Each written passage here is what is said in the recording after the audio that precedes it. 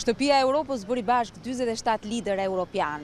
Edhe pas përfundimit të këtij samitit, komunitetit politik europian, ky vend që ndodhet pas krave të mi dhe që u pasqyruan fakt në të gjithë mediat ndërkombëtare, vijon të bëj kurioz me dhjetra turistë që vizitojnë Tiranën, por jo vetëm, edhe qytetarë të saj. Pak ditë pas ngjarjes së rëndësishme në vend që e bëri Shqipërinë kryefjalë të Europës, qytetarët e pyetur nga Radio Televizioni Shqiptar shprehin ndjesitë e përjetuara, por edhe optimizmin për antarësimin drejt Bashkimit Evropian. Për mua ishte diçka mrekullueshme dhe dha një impakt mjaft pozitiv për Shqipërinë.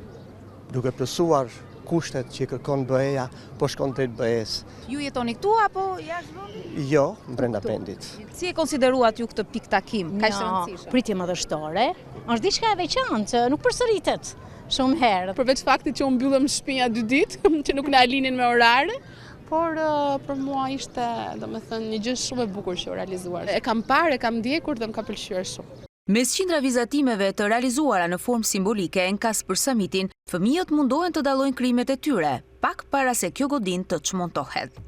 Më shumë përshtypje më bën këto piktura që i kishim vënë nëpër mur. Piktura ime ka qenë shumë e bukur dhe kam qenë shumë e kënaqur që kam marrë pjesë në këtë konkurs. Çfarë kishe vizatuar ti? Tani, unë për vete kisha bërë një tunel dhe disa flamuri që po hynë në Europë. Çfarë përjetove ti kur bëre këtë vizatim? Nuk e di, isha shumë e kënaqur, nuk di si ta them. Kurioziteti nuk mungon as në mesin e turistëve të shumtë që vizitojnë Tiranën këtë fundjavë. Duket shumë interesante, veçanërisht vizatimet që mbulojnë godinën nga jashtë, sidomos vizatimi i flamujve. Gjithashtu më kam bërë përshtypje flamujt e paraqitur në këto vizatime, veçanërisht ai suedez.